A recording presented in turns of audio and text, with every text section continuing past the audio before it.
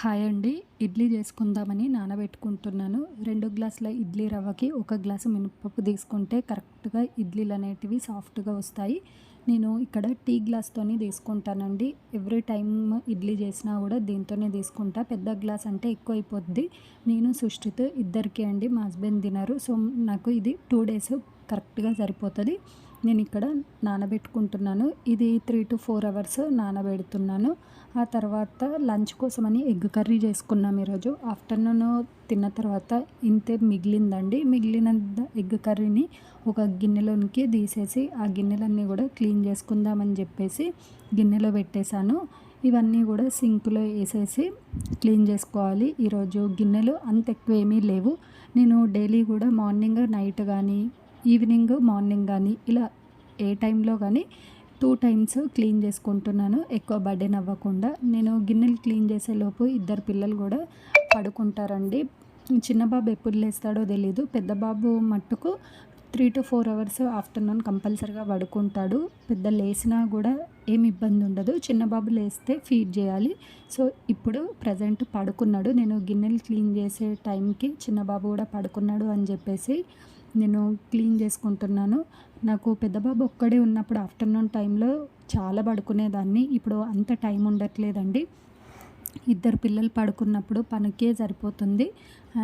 చిన్న బాబు ఎక్కువ afternoon పడుకోడు. So, అదొకటి ఇబ్బంది. అందుకే వాళ్ళు పడుకున్నప్పుడు నేను అన్ని పనులు గూడా కంప్లీట్ చేసుకొని వాళ్ళతో టైం స్పెండ్ చేయడానికి చూస్తాను. కాకపోతే ఈ మధ్యన అసలు మార్నింగ్ లేసినప్పటి నుండి నైట్ పడుకునే వరకు ఏదో ఒక పని ఉంటూనే ఉంటుంది.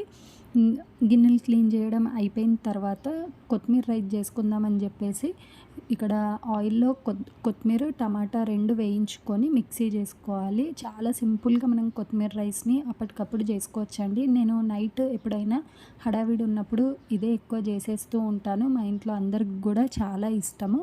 మిక్సీ చేసుకున్న తర్వాత ఆ పేస్ట్‌ని దాంట్లో యాడ్ చేయడమే. నేను క్లియర్ ప్రాసెస్ కూడా ఈ వీడియోలో చూపిస్తాను. తప్పకుండా మీరు కూడా ట్రై చేయండి. అండ్ ఎలా వచ్చింది అనేది కామెంట్ సెక్షన్‌లో తెలియజేయండి. చూడండి, ఇలా ఉంటే సరిపోతుందండి. తర్వాత అదే కడాయిలో ఆయిల్ వేసుకొని, ఆయిల్ హీట్ అయిన తర్వాత బగారాకు, కొన్ని కాజు అండ్ లవంగాలు, దాల్చిన చెక్క అండ్ యాలకులు వేసి ఒక్కసారి వేయించుకోవాలి. ఆ తర్వాత మనం కట్ చేసి పెట్టుకున్న ఆనియన్స్, పచ్చిమిర్చి కూడా దీంట్లో యాడ్ చేయాలి.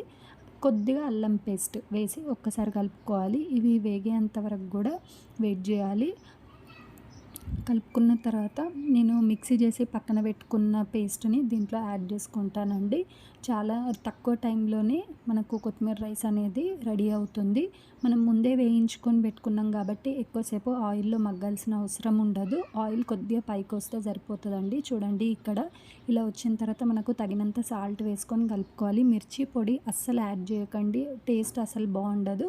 మీకు ఎక్కువ కారం తినాలనిపిస్తే పచ్చిమిర్చి ఎక్కువ యాడ్ చేసుకోండి. అంతేగాని మిర్చి పొడి అస్సలు యాడ్ చేయకండి. అండ్ రైస్ వండుకొని ముందే పెట్టుకుంటాం కాబట్టి ఆ రైస్‌ని దీంట్లో యాడ్ చేసుకోండి. మనకు మిగిలిన అన్నంతోని కూడా ఇది చేసుకోవచ్చు. కాకపోతే నేను ఇప్పుడు వెంటనే వండుకొని పక్కన పెట్టుకున్నాను. నైట్ చేశానండి కొత్తిమీర రైస్. తర్వాత కలుపుకున్న తర్వాత కొద్దిగా పైనుండి నెయ్యి వేస్తే ఆ ఫ్లేవర్ అనేది చాలా బాగుంటుంది. చివరికి కొద్దిగా ఫ్రెష్ కొత్తిమీర ఉంటే ఆ కొత్తిమీరని యాడ్ చేసి పక్కన పెట్టేయడమే అండి. మీరు కూడా తప్పకుండా ట్రై చేస్తారని అనుకుంటున్నాను. కొత్తిమీర రైస్ అయిన తర్వాత ముగ్గురం కూడా తినేసాము.